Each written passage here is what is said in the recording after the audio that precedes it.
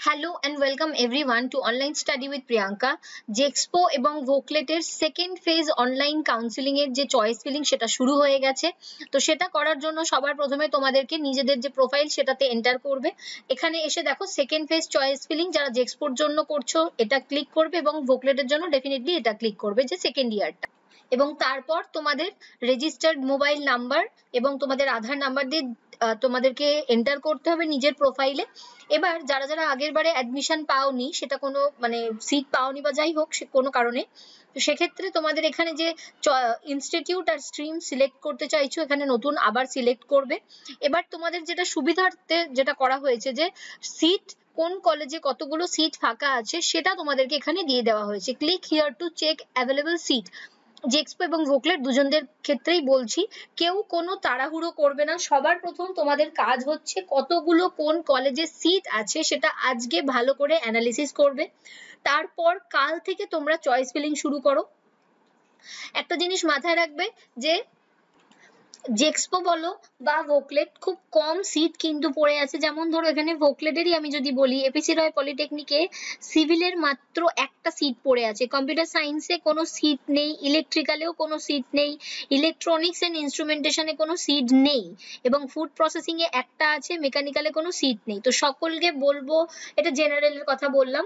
এবার এখানে সমস্ত কোটাগুলো কোন কোটার আন্ডারে কতগুলো সিট আছে সবার প্রথমে জেক্সপো ভোকলেট দুজনদেরকেই বারংবার বলবো যে কোন কোটার আন্ডারে কতগুলো সিট আছে সেগুলো দেখো, এবং দেখে তোমার যেটা বেশি পছন্দ হবে সেইটাকে কিন্তু চয়েস ফিলিং এর উপরের দিকে রাখতে হবে। আগের বারে কিন্তু এই ভুলটা তোমরা সকলে করেছিলে বা অনেকেই করেছিলে, যে তোমার যেটা পছন্দ নয় মানে উল্টোপাল্টা র্যান্ডমলি সাজিয়ে দিয়েছিলে।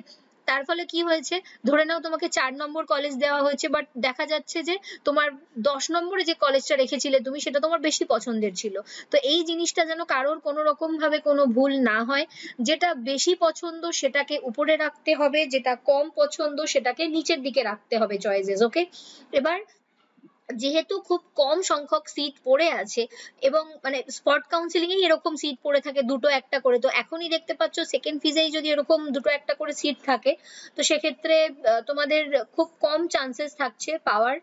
এবার এখানে তোমাকে নিজেকে ডিসাইড করতে হবে যে আমি একান্তই গভর্নমেন্ট কলেজে, মানে অনেকেই থাকবে যে যারা প্রাইভেট থেকে বাড়ি থেকে সাপোর্ট করতে পারবে না, তো সেক্ষেত্রে তোমাদেরকে ডিসাইড করতে হবে গভর্নমেন্ট কলেজে যদি আমাকে পড়তেই হয় তো সেক্ষেত্রে ধরে নাও তোমার কম্পিউটার সায়েন্সটা বেশি পছন্দের, কিন্তু যদি একান্ত কম্পিউটার সায়েন্স তোমার র্যাঙ্কে ধরে নাও আসছে না, তো সেক্ষেত্রে আমার মনে হয় ব্যাকআপ অপশন হিসেবে তুমি যদি পড়তে চাও তাহলে সেক্ষেত্রে ইলেকট্রিক্যাল বলো, মেকানিক্যাল বলো বা মাইনিং বলো, এরকম ধরনের অন্য কোনো যে কোনো ট্রেড যদি তোমার মনে হয় যে হ্যাঁ তুমি সেগুলোকে পড়তে ইচ্ছুক, তাহলে সেগুলোকেও তোমাকে তোমার চয়েস ফিলিং এর মধ্যে রাখতে হবে। তবে তোমার চান্সেসটা বেশি থাকবে যে তুমি পাবে। এবং এই কোটাগুলোকে একটু খেয়াল রাখবে যে কোন কোটার আন্ডারে কতগুলো কি সিট আছে না আছে, এগুলো একটু মাথায় রেখে ফিল করবে। আর যেহেতু তুমি জানো না যে তোমার আগে যে সমস্ত স্টুডেন্ট আছে যাদের র্যাঙ্ক তোমার আগে র্যাঙ্ক, তো তারা তুমি যেটা নিতে চাইছো সেটা নিতে চাইছে কি চাইছে না সেটা কিন্তু তুমিও জানো না, আমিও জানি না। তো সেক্ষেত্রে যেটা পছন্দ, মানে এখানে কোনো র্যাঙ্ক কাট অফ এর কোনো ব্যাপার নেই যে তোমার র্যাঙ্ক বেশি বলে তুমি সেটাকে কলেজে রাখবে না, তোমার চয়েস ফিলিং এর মধ্যে রাখবে না, পাবে কি পাবে না সেটার কোনো সিওরিটি থাকছে না, এরকম কোনো ব্যাপার নেই।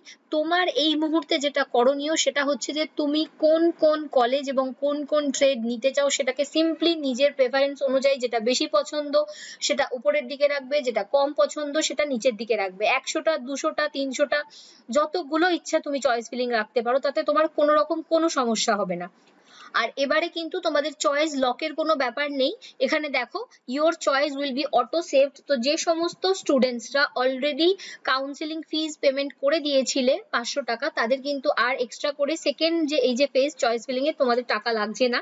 এটা বলেছিলাম আগে তোমাদেরকে ভিডিওতে যে তোমাদের টাকা লাগবে না, বাট যারা নতুন করে ফর্ম ফিল আপ করেছিলে এবং তারা চয়েস ফিলিং করছো তাদের জন্য কিন্তু টাকাটা পেমেন্ট করতে হবে। তারা কিভাবে টাকা পেমেন্ট করবে সেটার লিংক ভিডিও ডেসক্রিপশনে দিয়ে দেবো, সেখান থেকে ভিডিওটা তোমরা চেক করে নেবে এবং টাকাটা পেমেন্ট করবে।